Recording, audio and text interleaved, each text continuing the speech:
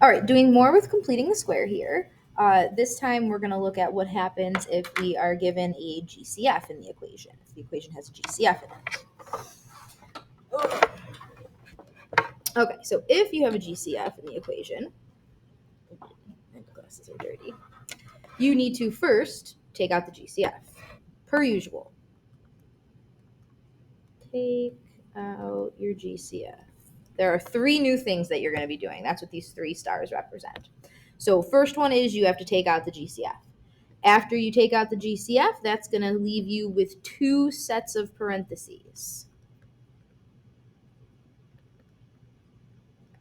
You're going to have some double parentheses going on. If you would rather use brackets, that's fine, but whatever you need to do. You'll have 2 sets of groupings. The last thing you need to do to keep it equivalent is you're going to need to multiply the GCF by the end piece, that K. In that equation, y equals ax minus h quantity squared plus k. That's the K piece we're talking to. And then your GCF is that A that stays on the outside. That A right there is your GCF. That's where that will go. All right, so I'll kind of go through the steps as we do this example together. So again, we already went over this. First thing you're going to start by doing is take out the GCF. And if you didn't know, GCF stands for greatest common factor. Greatest common factor. Yay. All right, so in this equation here, I can see that I have a GCF of 2. So I'm going to take the 2 out. X squared plus 6x plus 4. Now, it's important that you don't forget to carry down the y equals or the f of x equals, because if the Regents exam asks you for an equation and you don't have an equation with an equal sign, like a y equals, you will be losing credit on that. And they don't do partial credit loss like I do, like half points. They don't do any of that stuff. They just take off the full point. All right, so step 1, really, step 0 is take out the GCF. Group those x variables together. So again, this is where the double set of groupings are going to come in, because we already have groupings and now we need to group more. So again, those groupings are going to go around those x pieces. Yeah. Okay, next, magic number. Got my little bubble. Take half of b. Now make sure you use the b after the GCF is taken out. I'm not going back to the original and using the 12. I'm going back and I'm using the 6 as my b value. So 6 divided by 2 is 3, and 3 squared is 9. I know it's going to seem silly, especially on times like this, to take that time to actually do that magic bubble off to the side, but it will prevent you from making mistakes later in your work.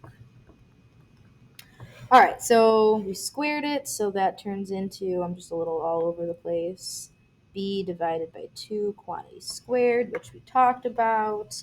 And again, here I'm taking that magic number of 9 and adding it to the inside of the parentheses and then subtracting it from the outside to keep that equation balanced. Otherwise, we have one side where we've added 9 and not on the other side. And that's the number 1 rule that you learned back in 7th grade. So my GCF's still on the outside of those parentheses.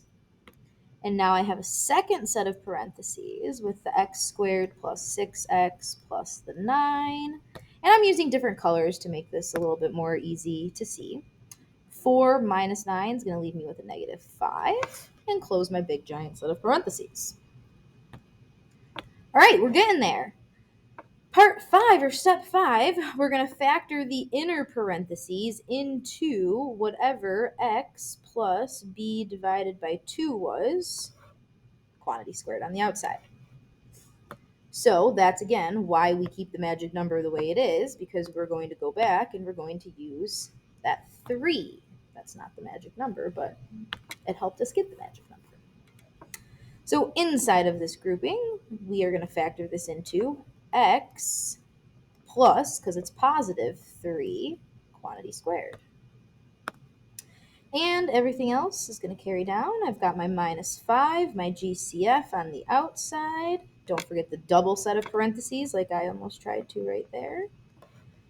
The process isn't that much different. It's just kind of more complicated, and you will make mistakes if you're not doing your groupings. Okay, so this is the new last step where you're going to multiply your GCF by that K. So here I'm going to take that 2 and I'm going to multiply it by that negative 5. I don't know why I put a circle there. Okay. I'm color coding. The 2 stays on the outside of my groupings with the exponent. Negative 5 times 2 is negative 10. Okay, so I want to talk about what happened here. So we multiplied the 2 by the negative 5, that K piece on the outside here, to get that negative 10. The reason we couldn't multiply the 2 or distribute the 2 to this parentheses with the x plus 3 in it is because that x plus 3 has an exponent of 2. And order of operations tells us that we need to do exponents before we do multiplication. So it would be mathematically incorrect to try and distribute that 2 when you have the exponent to do first. Okay, so yeah, just a little bit of review of stuff we know. So my vertex would be negative 3, comma, negative 10. What about the shifts? What kind of shifts do we have going on here? We know that we'd be going down 10 from that minus 10 there. And the plus 3 inside says we are going to the left 3. And just one more fun fact, my axis of symmetry equation, x equals, remember, because axis of symmetry is that vertical line, x equals negative 3.